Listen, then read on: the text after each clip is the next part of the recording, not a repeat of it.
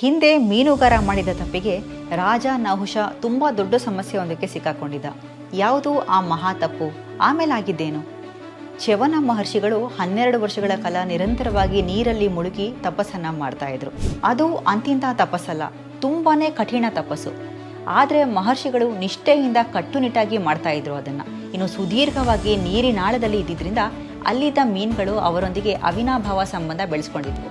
ಇದಕ್ಕಿದ್ದಂತೆ ಒಂದಿನ ಮೀನುಗಾರ ಒಬ್ಬ ಮೀನು ಹಿಡಿಯೋ ಸಲುವಾಗಿ ಬೃಹತ್ ಗಾತ್ರದ ಬಲೆನ ನೀರಿಗೆ ಹಾಕ್ತಾನೆ. ಇನ್ನು ಆ ಬಲೆಗೆ ಮೀನಿನ ಜೊತೆಗೆ ಚ್ಯವನ ಮಹರ್ಷಿಗಳು ಕೂಡ ಸಿಕ್ಕಾಕೋತಾರೆ. ಮೀನು ಸಿಕ್ಕ ಖುಷಿಯಲ್ಲಿ ಬಲೆ ಮೇಲೆತ್ತಿ ನೋಡಿದ್ರೆ ಸಿಟ್ಟಾದ ಮಹರ್ಷಿಗಳು ಇರ್ತಾರೆ. ಅವ್ರನ್ನ ಕಂಡು ಮೀನುಗಾರ ಭಯಗೊಂಡು ರಾಜ ನಹುಷನ ಬಳಿ ಹೋಗಿ ನೀರಲ್ಲಿ ವಿಚಿತ್ರವಾದ ವ್ಯಕ್ತಿಯೊಬ್ಬರು ಸಿಕ್ಕಿದ್ದಾರೆ ಅಂತ ಸುದ್ದಿಯನ್ನು ಮುಡಿಸ್ತಾನೆ. ಅದೇ ಸಮಯಕ್ಕೆ ಮಹರ್ಷಿಗಳು ಕೂಡ ಮೀನುಗಾರನ ಹುಡುಕ್ತಾ ರಾಜನ ಆಸ್ಥಾನಕ್ಕೆ ಬಂದರು. ಅವರನ್ನು ಕಂಡ ರಾಜ ನಹುಷ ಇವರು ಚ್ಯವನ ಮಹರ್ಷಿಗಳು ಅಂತ ಮೇಲೆದು ನಮಸ್ಕರಿಸ್ದ. ಇನ್ನು ಮುನಿಗಳು ವಿಪರೀತ ಸಿಟ್ಟಾಗಿದ್ರು. ನಿಮ್ಮೂರಿನ ಮೀನುಗಾರ ಕಠೋರವಾಗಿ ನನ್ನ ಬಲೆಯಲ್ಲಿ ಸಿಕ್ಕಾಕ್ಸಿ ಮೇಲೆತ್ತಿದ್ದ, ಅದರಿಂದ ನನ್ನ ತಪಸ್ಸು ಭಂಗ ಆಯಿತು, ನನ್ನ ದೇಹ ಎಲ್ಲ ಗಾಯ ಆಯಿತು ಅಂತ ಹೇಳ್ತಾರೆ. ಇದಕ್ಕೆ ಪರಿಹಾರವಾಗಿ ನೀವು ನನಗೆ ದಂಡ ಕೊಡಬೇಕು ಅಂದರು. ಏನು ದಂಡ ಕೊಡಬೇಕು ಅಂತ ರಾಜ ಕೇಳಿದಾಗ ನನ್ನ ದೇಹ ಅಮೂಲ್ಯವಾಗಿದ್ದು ಅದಕ್ಕೆ ಸರಿಸಮಾನವಾದ ಬೆಲೆಯನ್ನು ನೀವು ನೀಡಬೇಕು ಅಂದರು. ಆಗ ರಾಜ 1000 ವರಹಗಳನ್ನ ನೀಡ್ತೀನಿ ಅಂದ. ಮಹರ್ಷಿಗಳು ನನ್ನ ದೇಹ ಅದಕ್ಕಿಂತಲೂ ಅಮೂಲ್ಯವಾಗಿದ್ದು ಅಂದರು. ನಹುಷ 10,000 ವರಹ ಅಂದ.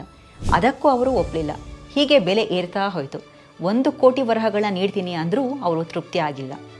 ಇನ್ನು ಒಂದಿನ ನಿನಗೆ ಸಮಯ ನೀಡ್ತೀನಿ, ಅಷ್ಟರಲ್ಲಿ ಸರಿಯಾದ ಬೆಲೆ ತೆರಬೇಕು, ಇಲ್ಲವಾದರೆ ಘೋರ ಶಾಪಕ್ಕೆ ನೀನು ಗುರಿಯಾಗ್ತೀಯಾ ಅಂತ ಹೊರಟು ಹೋಗ್ತಾರೆ. ಅವರ ಮಾತಿಂದ ರಾಜ ತೀವ್ರ ಚಿಂತೆಗೆ ಗುರಿಯಾದ. ನೀನು ಏನಾದರೂ ದಾರಿ ತೋರಿಸಬೇಕು ಅಂತ ದೇವರಲ್ಲಿ ಕೋರಿಕೆಯನ್ನು ಇಡ್ತಾನೆ. ಆಗ ಅವನಲ್ಲಿಗೆ ಬಂದವರೇ ಗವಿಜಾತ ಮುನಿಗಳು. ರಾಜನ ಸಮಸ್ಯೆ ಎಲ್ಲವನ್ನು ಕೇಳಿ ಚ್ಯವನ ಮಹರ್ಷಿಗಳ ದೇಹ ತುಂಬಾ ಪವಿತ್ರವಾಗಿದ್ದು ಹಾಗೆಯೇ ಅಮೂಲ್ಯವಾಗಿದ್ದು, ಅದಕ್ಕೆ ನೀನು ಬೆಲೆ ಕಟ್ಟೋದು ಅಸಾಧ್ಯ. ನಿನ್ನ ಸಮಸ್ಯೆಗೆ ಒಂದು ದಾರಿ ಇದೆ. ಇಡೀ ಭೂಮಂಡಲದಲ್ಲೇ ಹಸು ಅತ್ಯಂತ ಪವಿತ್ರವಾಗಿದ್ದು ಗೋಮಾತೆನ ಮಹರ್ಷಿಗಳಿಗೆ ದಾನವಾಗಿ ನೀಡು ಅಂತ ಅವರು ಸೂಚಿಸ್ತಾರೆ. ಅದರಂತೆ ನಹುಷ ಗೋವನ್ನು ತರಿಸ್ದ. ಮರುದಿನ ಚ್ಯವನ ಮಹರ್ಷಿಗಳು ಮತ್ತೆ ಬರ್ತಾರೆ. ಕೂಡಲೇ ರಾಜ, ಮುನಿಗಳೇ, ನನ್ನ ತಪ್ಪಿಗೆ ಪ್ರಾಯಶ್ಚಿತವಾಗಿ ಗೋಮಾತೆನ ನಿಮಗೆ ದಾನವಾಗಿ ನೀಡ್ತೀನಿ ಅಂತ ಹೇಳ್ತಾನೆ. ಅದನ್ನು ಕೇಳಿ ಅವರ ಸಿಟ್ಟೆಲ್ಲ ಶಮನ ಆಯಿತು. ಕೋಪವೆಲ್ಲ ಮಾಯವಾಗಿ ಪ್ರಸನ್ನರಾಗಿ ನಹುಷನಿಗೆ ಆಶೀರ್ವಾದ ಕೂಡ ಮಾಡ್ತಾರೆ. ಜೀವನದಲ್ಲಿ ಏನೇ ಕಷ್ಟ ಬಂದರೂ ಕುಗ್ಗದೇ ಮುಂದುವರಿಸಬೇಕು. ನಹುಷನಿಗೆ ಗವಿಜಾತ ಮುನಿಗಳು ಬಂದ ಹಾಗೆ ಪ್ರತಿಯೊಬ್ಬರಿಗೂ ಕೂಡ ದಾರಿ ತೋರಿಸೋದಕ್ಕೆ ಯಾರಾದರೂ ಒಬ್ಬರು ಬಂದೇ ಬರ್ತಾರೆ.